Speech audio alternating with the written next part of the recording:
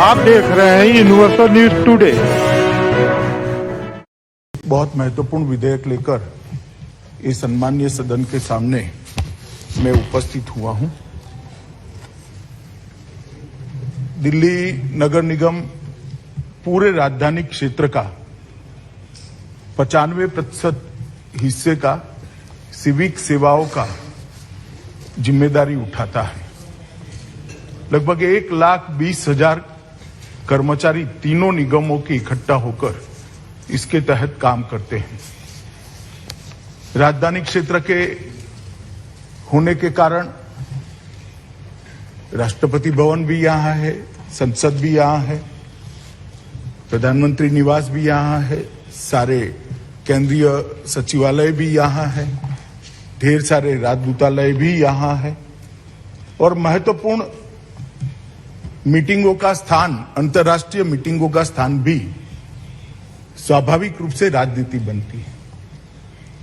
दुनिया भर के राष्ट्राध्यक्ष जब यहां आते हैं तो राजधानी का उनका मुलाकात बहुत स्वाभाविक होता है। उसको दृष्टिगत रखते हुए इस सिविक सेवाओं की जिम्मेदारी का निर्वहन दिल्ली के तीनों कॉरपोरेशन ढंग से उठा पाए, वो बहुत जरूरी है। पहले यहां पर एक ही नगर निगम हुआ करता था, उसका विभाजन कर 3 नगर निगम बनाए गए। माननीय अध्यक्ष जी, थोड़ा पीछे में सदन को ले जाना चाहूंगा। 1883 से पंजाब डिस्ट्रिक्ट बोर्ड एक्ट के तहत दिल्ली नगर निगम चल रहा था।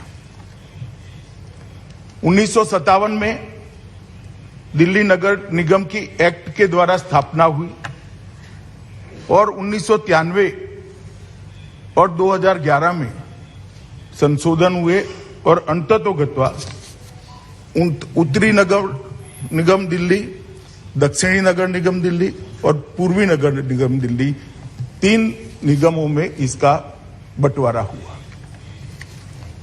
बंटवारे के कारण, बंटवारे के पीछे की मंशा मैंने पूरे गृह विभाग की फाइलें खंगाली है, बहुत स्पष्टता से मालूम नहीं पड़ती।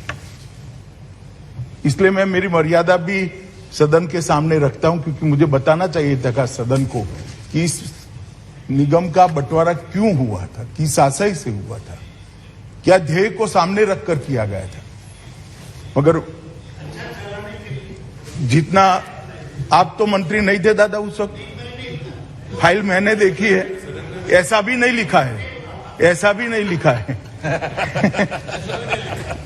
माननीय अध्यक्ष जी, लेजिस्लेटर की मंशा जाने बगैर में आज ये 10 साल के 12 से 22 का अनुभव जो हमारे सामने आया है, इसका एनालिसिस कर उसका बारीक विश्लेषण और तथ्य जो सामने आए हैं, इसके कारण इस सरकार ये निर्णय पर पहुंची है कि फिर से एक बार ये तीनों निगमों को एक कर पूर्ववत स्थिति की जाए।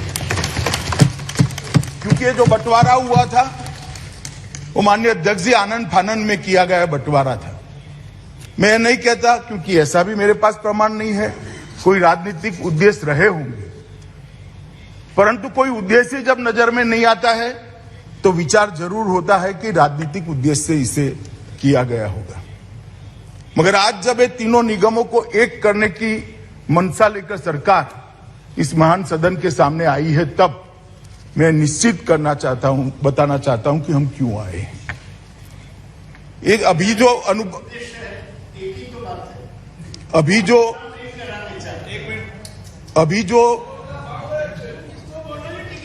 जो तीनों निगमों के 10 साल चलने के बाद चीजें सामने आई हैं, वो ये है कि तीनों निगमों के बीच में नीतियों के बारे में एक रूपता नहीं है।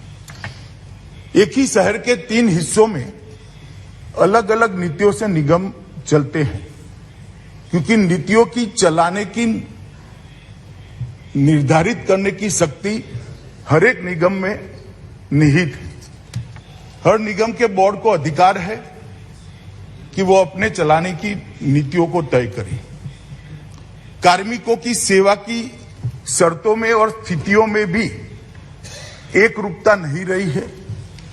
ये एनोमली के कारण ढेर सारा असंतोष कार्मिकों के बीच में भी नजर में आया है और संसाधनों और दायित्वों का जब निगमों को बांटा गया